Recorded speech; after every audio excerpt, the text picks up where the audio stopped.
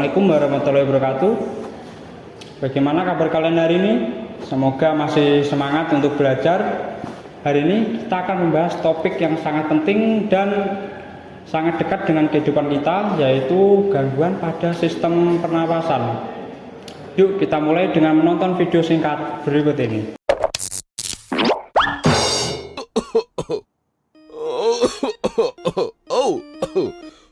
Hello, friends. Hope you're doing good today. But unfortunately, I'm not. As you can see, or hear, I am constantly coughing. Wait a minute. Kalian pernah merasakan hal yang sama? Atau mungkin pernah melihat orang di sekitar kita sering batuk, nafasnya berbunyi, atau bahkan terengah-engah saat berjalan sebentar? Padahal bernapas itu harusnya mudah dan otomatis kan? Tapi saat ada tamu tak diundang yang mengganggu sistem pernapasan, kita bisa bermasalah.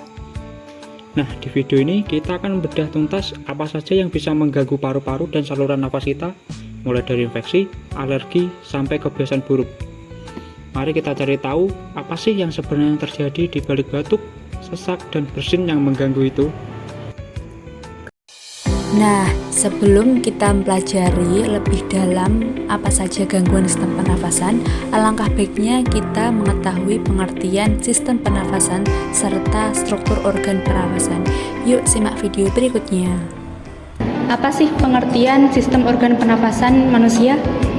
Sistem organ pernafasan manusia merupakan pertukaran gas, yaitu mengambil oksigen atau O2 dari udara, kemudian mengeluarkan karbon dioksida atau CO2 dari tubuh. Macam-macam struktur organ pernafasan. Yang pertama ada rongga hidung, kemudian ada faring, laring, trakea, bronkus, bronkiolus, paru-paru, dan yang terakhir pertukaran gas terjadi pada alveolus. Baik, materi selanjutnya yaitu tentang gangguan dan penyebab pada sistem pernafasan manusia.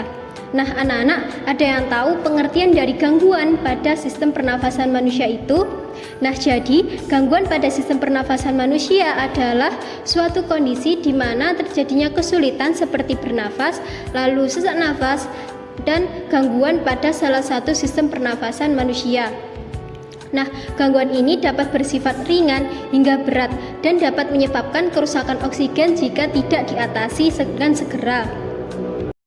Selanjutnya ada beberapa penyakit pada sistem pernafasan manusia, diantaranya yaitu pertama ada influenza. Influenza merupakan penyakit yang disebabkan oleh infeksi influenza virus. Gejala umum influenza yaitu demam dengan suhu lebih dari 39 derajat Celcius, pilek, bersin-bersin, batuk, sakit kepala, sakit otot, dan rongga terasa gatal. Dengan kondisi hidung tersumbat, penderita influenza akan kesulitan untuk bernafas. Virus influenza keluar dari tubuh seseorang bersamaan dengan batuk dan pilek, kemudian disebarkan melalui udara. Agar kamu tidak mudah tertular virus influenza, sebaiknya kamu selalu menggunakan masker ketika berkendaraan dan rajin mencuci tangan dengan menggunakan sabun sebelum makan. Selanjutnya ada tonsilitis. Secara normal, tonsil atau amandel akan menyaring virus dan bakteri yang akan masuk ke dalam tubuh bersamaan dengan makanan atau udara. Apabila daya tahan tubuh dalam kondisi lemah, virus dan bakteri akan menginfeksi tonsil sehingga dapat menyebabkan penyakit tonsilitis. Gejala tonsilitis yaitu berupa sakit tenggorokan, peradangan batuk, sakit kepala, sakit pada bagian leher atau telinga, hingga demam.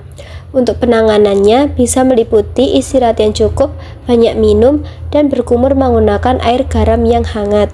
Ketiga ada faringitis. Adalah infeksi pada faring oleh kuman penyakit seperti virus, bakteri maupun jamur. Selain disebabkan oleh infeksi, virus, bakteri, dan jamur, faringitis juga dapat disebabkan oleh zat kimia yang dapat mengiritasi jaringan pada faring. Faringitis merupakan penyebab umum sakit tenggorokan. Orang yang menderita faringitis biasanya disertai dengan radang tonsil yang menyebabkan rasa nyeri saat menelan makanan. Untuk penanganan faringitis yaitu dengan memberikan antibiotik dan antifungi untuk membunuh bakteri serta jamur yang menginfeksi faring. Selanjutnya yaitu pneumonia. Pneumonia merupakan infeksi pada bronkiolus dan alveolus. Penyebab terjadinya pneumonia antara lain karena infeksi dari virus, bakteri, jamur, dan parasit lainnya.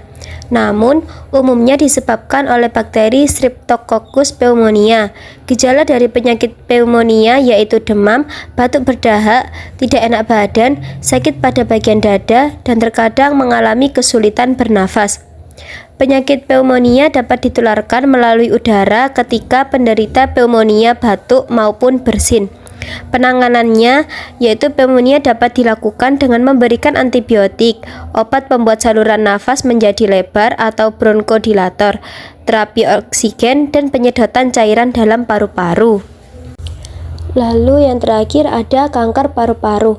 Kanker paru-paru terjadi karena pertumbuhan sel-sel yang tidak terkendali pada jaringan dalam paru-paru.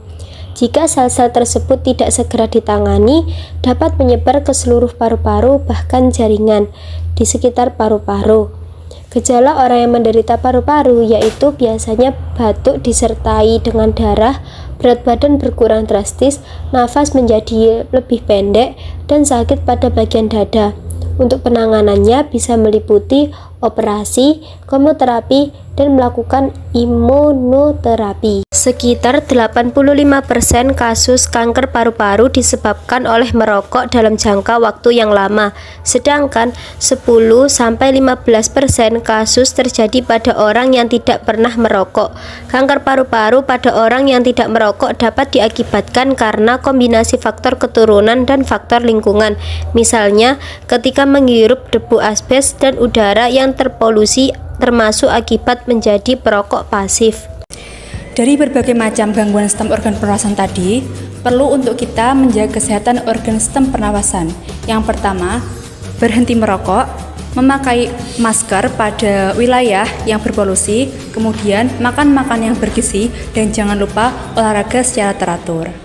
Dalam video pembelajaran kali ini dapat disimpulkan bahwa sistem organ pernafasan manusia merupakan pertukaran gas, yaitu mengambil oksigen dari udara yang disebut O2 dan membuang karbon dioksida dari tubuh yang disebut CO2. Nah, struktur dari organ pernafasan meliputi rongga hidung, faring, trakea, bronkus, bronkiolus, alveolus, dan juga paru-paru.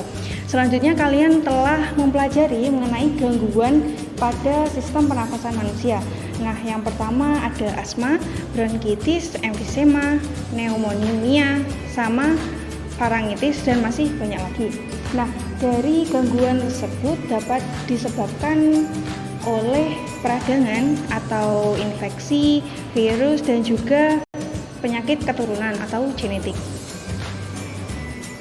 Nah, setelah kalian melihat video pembelajaran ini, silahkan mengerjakan kuis di Google Classroom.